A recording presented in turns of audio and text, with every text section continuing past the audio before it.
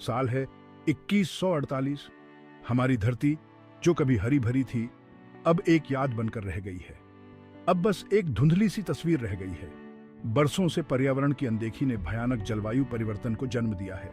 संसाधन घट रहे हैं। बढ़ती आबादी ने हमारे ग्रह को उसकी सीमा तक धकेल दिया है। उम्मीद अब एक धुंधली सी याद बन गई है। फिर भी निराशा की इस राख से मानवीय दृढ़ता का प्रतीक उभरता है ईओस।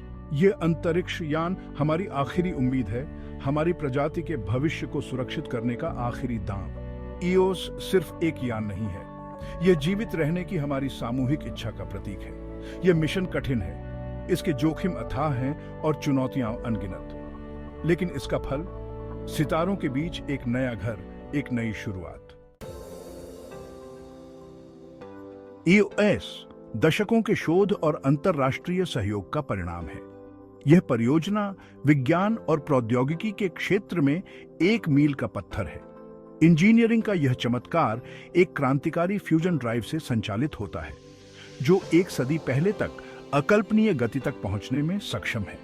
यह ड्राइव अंतरिक्ष यात्रा को एक नए युग में ले जाता है। इसका bio regenerative life support system कठिन अंतरिक्ष यात्रा के लिए एक आत्मनिर्भर वातावरण सुनिश्चित करता है।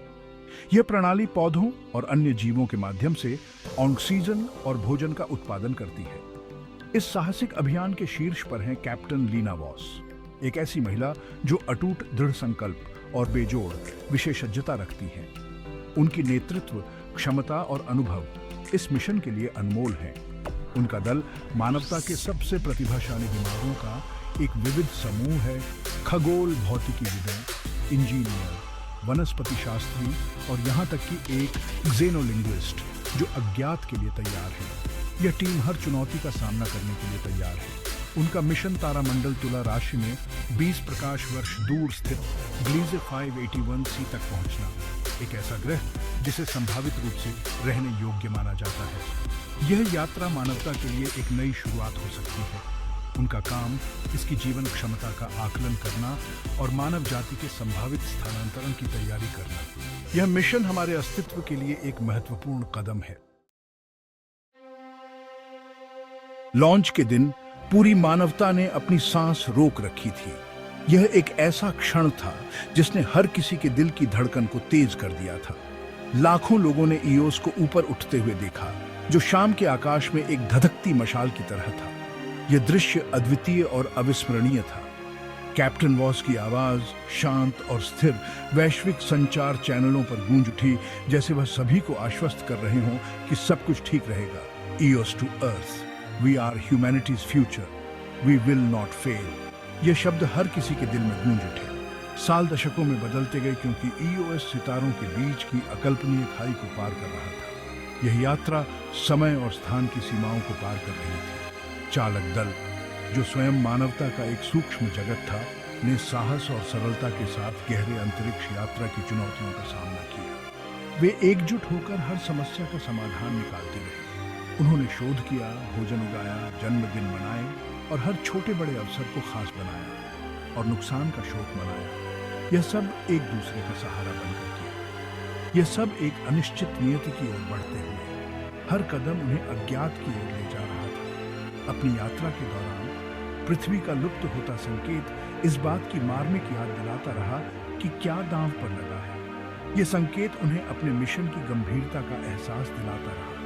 उनका मिशन अब केवल एक नया घर खोजने के बारे में नहीं रह गया था। यह उनके अस्तित्व और भविष्य की खोज बन गया था। यह उनकी प्रजाति की विरासत को संरक्षित करने के बारे में था। वे जानते थे कि उनका हर कदम इतिहास में दर्ज होगा। दशकों की यात्रा के बाद ईओएस आखिरकार ग्लीजा 581c के पास पहुंच गया।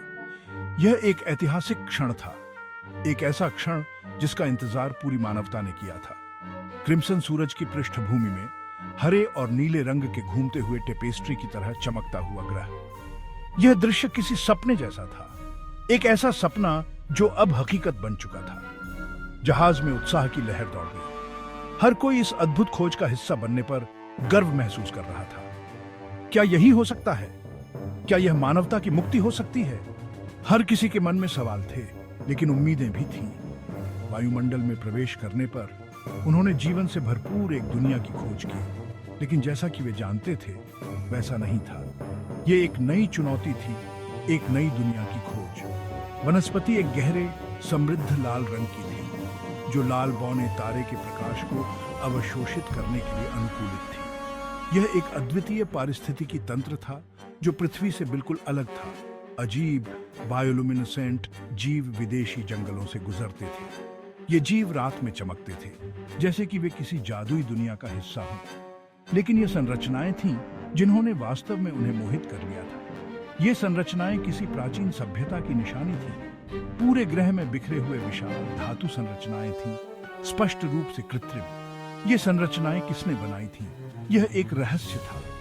इन्हें किसने बनाया और किस लिए? ये सवाल उनके मन में गूंज रहे थे। जवाब उन्हें जल्द ही पता चल